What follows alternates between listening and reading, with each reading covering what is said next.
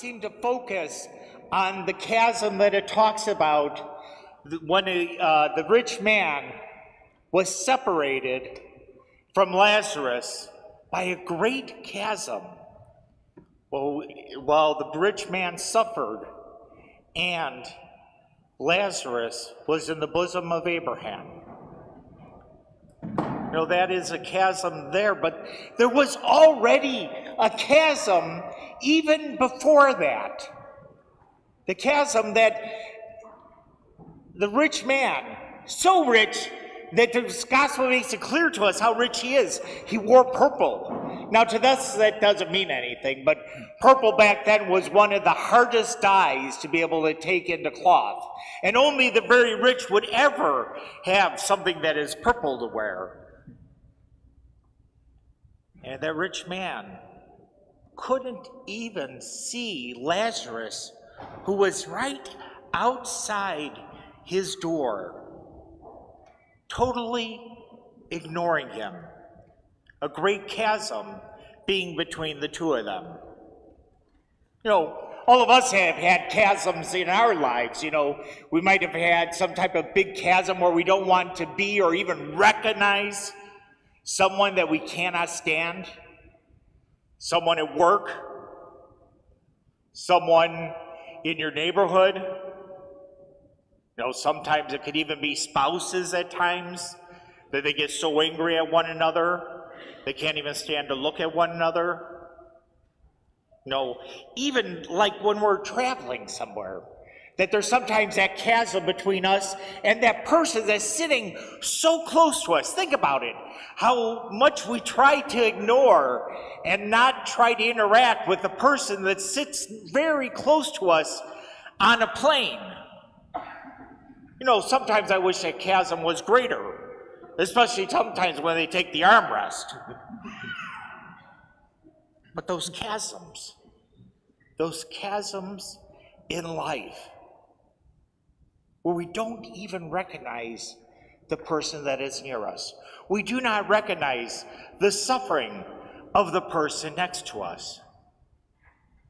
You know, all of us as Catholics seem to know very well about committing sins that we need to confess, and we know that when we commit a sin, acts of commission, but there's also those acts of omission that we don't always hold ourselves accountable for. Those sins of omission where we notice someone is suffering or in pain and we do nothing. We allow them to suffer even when we have the means to help them. And I'm not just talking about treasure. I'm talking have the means of being able to help them with our talents, have the means of being able to help them with our time. That sometimes we just don't want to see them.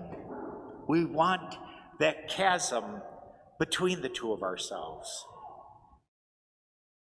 And yet, as Christians, we are to go out and to help those who are in need. That we no longer commit sins of omission. And the way that we do that, of course, is through the corporal works of mercy.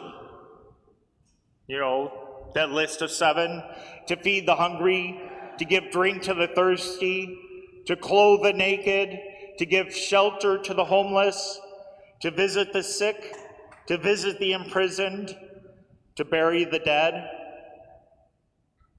We have to make sure that we try to do those corporal works of mercy on a regular basis.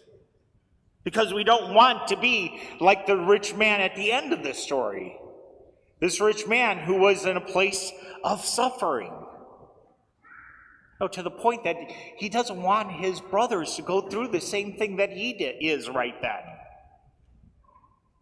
And it's made clear to him that even if one should rise from the dead, they won't listen to him.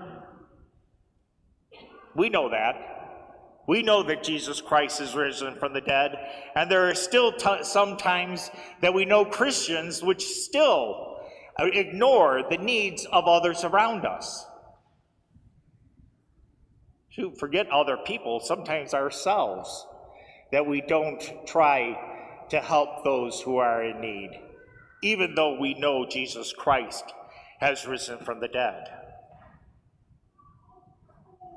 In what ways do you have to stop being like this rich man and not recognizing those who are suffering around you, but rather to serve them as Christ demands?